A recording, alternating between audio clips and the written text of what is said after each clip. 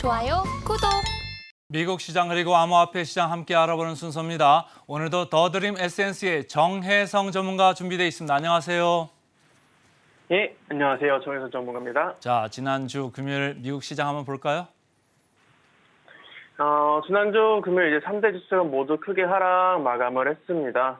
이날은 주가지수 선물, 주가지수 옵션, 그리고 개별 주식 옵션 이 세 개의 만기가 겹치면서 이 트리플 위칭데이 효과로 4조 달러나 되는 금액이 만기가 되다 보니까 이 시장 변동성이 상당히 컸던 것으로 보여집니다. 이 빅스 지수 같은 경우에는 무려 7%대나 올랐고요. 지금 보시면은 마이크로소프트나 엔비디아 그리고 메타, 아마존 이런 것들 이 대부분의 이 기술주들이랑 성장주들이 크게 하락을 했고 보통 이럴 때는 이제 경기 방어주들도 좀 소폭 오르는 모습을 볼 수 있는데 이날은 이 경기 방어주들까지도 좀 약세를 보여줬습니다. 그리고 지표들도 많이 발표를 했습니다. 이 미국 산업 생산이나 제조업 지수 같은 경우에는 좀 전반적으로 괜찮게 나와서 미국 경쟁이 아직까지는 탄탄하다는 걸 좀 확인할 수 있었고요. 이 지표들 때문에 이날 국채금리가 또 높게 올라가면서 성장주들에게 부담을 가한 점도 이제 시장 하락을 견인을 했습니다. 근데 주목을 해보셔야 될 만한 지표는 이날 미시간대에서 발표를 했던 1년 기대 인플레이션이 3.1%로 전월 3.5%에서 하락했다는 소식입니다. 그리고 5년 기대 인플레이션도 2.7%로 전월 3%에서 좀 낮게 나왔고요. 이 인플레이션이 점점 둔화되고 있다는 뜻을 비치기는 했는데 이날 이제 시장에서는 크게 영향을 끼치지는 못한 것 같습니다. 자, 그리고 이번 주에는 이제 가장 중요한 이벤트죠. 20일에 미국 9월 FOMC 회의가 좀 예정되어 있습니다. 한국 시간으로는 이제 21일 새벽에 발표될 예정이니까 수요일에 결과 왜 안 나오냐고 찾지 마시고요. 현재 9월 기준금리 인상은 이제 거의 없다라고 지금 기정사실화가 되어 있습니다. 따라서 우리가 눈여겨봐야 될 부분은 이 페드의 제롬 파월 의장이 연설에서 어떤 이야기를 할지 그리고 또 어떤 단어를 선택을 할지를 주목을 해봐야 됩니다. 자, 여태까지는 이제 데이터를 보고 기준금리를 동결하겠다, 인상하겠다, 이렇게 좀 얘기를 했었는데 왠지 이번에는 이 지정학적 리스크를 두고서 인플레이션이 잡히지 않을 수 있다, 섣부르게 판단할 수 없다, 이렇게 좀 회피성 발언을 하지 않을까 개인적으로 한번 생각을 해보고 있습니다. 자, 그리고 이제 우리가 또 눈여겨봐야 될 부분은 지금 중국 경기가 살아나고 있다는 점입니다. 이날 이날 중국의 8월 소매 판매 지표나 이제 산업 생산 지표가 각각 4.6%, 4.5% 상승을 하면서 예상치를 좀 크게 상회를 했는데 이 부분 때문에 지금 국제유가가 말도 안 되게 오르고 있습니다. 제가 지금 방송 때마다 국제유가 얘기를 계속해서 하고 있는데 그만큼 지금 좀 중요하다고 보고 있거든요. 이 주요 산유국들의 감산 효과에 좀 더불어가지고 이제 중국의 수요가 좀 급증할 전망이다 보니까 지난주에만 이제 주간 기준으로 거의 4%대나 급등을 했습니다. 국내 증시에서도 이 에너지 관련주들이 좀 강세를 많이 보였고요. 이 국제유가가 상승한다는 건 다시 한번 이 인플레이션을 부추길 수 있다는 뜻이기 때문에 국제유가도 매일매일 한번 체크를 해보자라는 말씀을 전해드리도록 하겠습니다. 최근에 기준 금리에 대해서는 이제 100% 정도로 이제 다 통계를 얘기하고 있습니다만 국제 유가가 계속 오르고 있어서 말이죠. 그야말로 지금 파죽지세로 오르고 있는데 공급 쪽에서 좀 부족한 것 같아요. 수요도 이제 좀 급증을 하는데 공급을 줄여놓으니까 이게 불균형이 생길 수밖에 없겠다. 그래서 당분간은 조금 짐을 시장이 좀 지고 간다, 이고 간다 이렇게 좀 생각을 하시면 좋을 것 같고, 자, TSMC 소식으로 좀 넘어가 볼까요? 반도체 장비 관련돼 가지고 장비 반입을 조금 늦출 가능성도 있겠습니다. 네, 맞습니다. 사실 이날 이제 엔비디아가 좀 크게 빠진 데에는 이 시장 영향 때문만은 아니었습니다. 이 대만의 TSMC가 이 반도체 수요가 둔화할 거라고 전망을 하면서 납품업체들에다가 이제 납품 연기를 요청했다는 소식 때문에 좀 크게 빠졌는데 무려 4%나 가까이 빠졌습니다. 엔비디아뿐만 아니라 뭐 AMD도 5% 근처까지 하락 마감했고요. 이 전날 상장했던 ARM도 4%대로 급락을 했습니다. 로이터 통신에 따르면은 최근 월가에서는 AI 특수가 이제 AI SL을 받아가지고 TSMC나 엔비디아 둘 다 좀 긍정적으로 볼 수 있는 것은 맞지만 이 AI 특수가 다른 부분의 둔화를 모두 커버해주지는 못할 거라고 얘기를 하면서 뭐 아직은 휴대폰이나 뭐 노트북, 자동차 칩 이런 것들의 부진한 분야가 많다는 소식이 좀 전해졌고 반도체 관련주들이 좀 크게 빠졌습니다. 그래서 필라델피아 반도체 지수도 3%가량 급락을 했고요. AI 관련된 이슈들이 지금 근데 좀 끊이지 않고 있는데 일시적인 하락일지는 우선은 좀 지켜보자라는 의견을 한번 드려보겠습니다.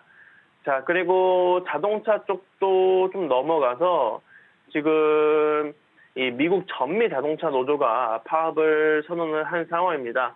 이 전미 자동차 노조는 이전에 예고했던 대로 이날부터 GM, 포드, 스텔란티스 이 세 개 기업의 동반 파업을 시작을 하면서 미국 경제에 좀 타격을 줄 걸로 봤는데 오히려 이날 이 3사의 주가는 꽤 선방을 했습니다. 포드만 0.08% 정도 하락을 했고요. 그리고 이제 스텔란티스 같은 경우에는 2.18% 그리고 GM은 이제 0.86% 상승을 했네요. 다만 이날은 좀 잘 선방해줬다고 한들 이제 파업이 아무래도 지속이 되면은 아무래도 이 영향을 줄 수밖에 없기 때문에 하루라도 빨리 하드를 보고 이 파업을 멈추는 게 우선이겠다 이렇게 생각을 하고 있고요. 그리고 최근 이제 중국 정부의 아이폰 금지령 이렇게 루머가 좀 시장에 돌면서 애플이 계속 하방 압력을 받을 거라는 이야기가 나와줬었는데 그 이야기가 무색하게도 중국에서 아이폰의 인기는 여전했습니다. 지난주 방송에서 제가 이 애플의 아이폰 시장 점유율 중 중국이 20% 정도로 담당하고 있으니까 이 예약 판매 반응을 좀 잘 살펴볼 필요가 있겠다라고 말씀을 드렸었는데 아니나 다를까 이 중국에서 이 아이폰 15 시리즈 예약 판매를 시작하자마자 홈페이지는 10분 만에 이제 주문 폭주로 마비가 됐고요. 일본 모델 같은 경우에는 1분 만에 거의 매진이 됐다고 합니다. 물론 아직 지금 이 사전 예약만 보고서 모든 걸 좀 판단하기는 좀 이르겠지만은 사전 예약만 보면은 아직까지는 좀 인기가 상당하다고 볼 수 있겠고 중국 내에서 잘하면 지금껏 우리가 좀 우려했던 부분들이 생각보다 잘 해결될 수 있겠다라는 이슈까지 전달을 해드리도록 하겠습니다. 자, 월요일 우리 시장 TSMC 관련돼 가지고 반도체 장비주들 좀 악영향이 지금 이 생각이 지금 들고 있고요. 자, 비트코인 쪽으로 넘어갈까요? 비트코인 대체적으로 시장하고 결을 같이 하는데 뭐 금요일 시장에서는 이제 주식 시장은 빠졌는데 비트코인은 뭐 안 빠졌네. 오히려 반등했습니다. 네. 그래도 최근에 뭐 비트코인이 이렇게 좀 올라오나 싶었긴 했는데 그래도 오늘은 좀 약세를 보였죠. 뭐 지금 26,000달러 선에서 지금 박스권을 만들어 가고 있습니다. 그나마 요즘에는 아까 말씀해 주신 것처럼 뭐 이런저런 경제 지표들이 좀 잘 나와주면서 투심도 지금 이렇게 좀 회복되는 모습을 볼 수가 있었는데 이제 앞으로 좀 가장 크게 반응할 만한 이벤트는 아무래도 20일에 예정되어 있는 FOMC 회의겠죠. 9월. 이때 파월 의장의 발언을 기점으로 다시 한번 이렇게 가격 변동이 일어나 줄 것 같습니다. 그러면 이제 비트코인이 바닥을 찍고 반등을 할지 아니면 지금이 일시적인 회복세였는지를 좀 방향성을 확인을 할 수가 있을 것 같고요. 그리고 최근 이제 100% 이상 상승했던 이런 코인들이 현재 큰 하락빔을 맞고 있습니다. 제가 항상 얘기를 하죠. 급등한 코인 올라타지 마시라고요. 먹을 것보다 잃을 게 많다. 지금 하이파이 코인만 본다고 하더라도 뭐 이때 사셨던 분들, 이 지점에서 사셨던 분들, 뭐 심하면은 이 부분을 사신 분들도 계실 텐데, 어떡할 거니까 지금 거의 오늘만 60%대 빠지고 있는데, 뭐 적어도 좀 대응할 수 있게는 빠져줘야 하는데 지금은 감도 안 오죠. 어떻게 해야 할지.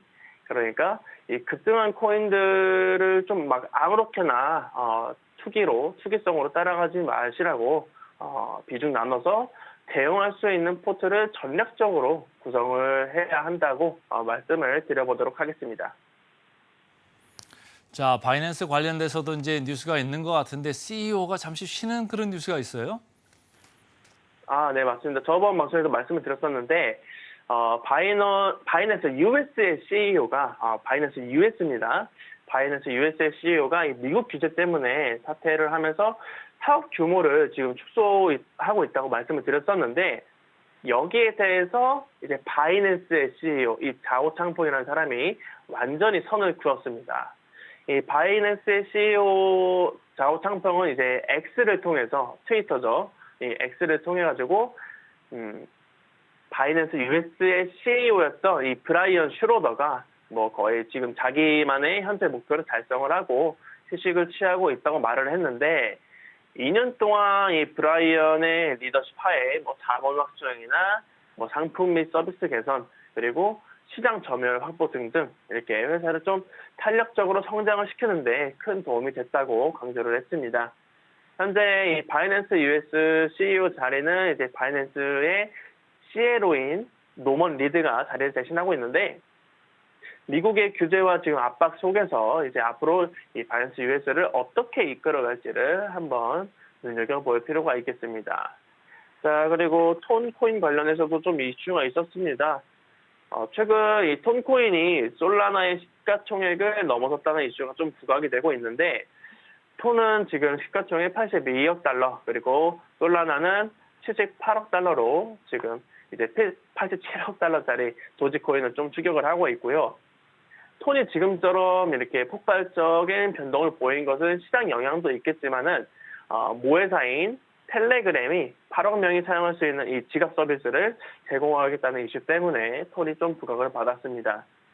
텔레그램 측에서는 이제 디오픈 네트워크 이 블록체인의 웹3 지갑을 이제 메시징 앱을 통합해가지고 손쉽게 톤에 좀 접근을 할 수 있을 거라면서 앞으로는 이제 머지않아서 텔레그램에서 톤 코인을 손쉽게 사용할 수 있을 거다라는 이슈까지 전달을 해드리도록 하겠습니다.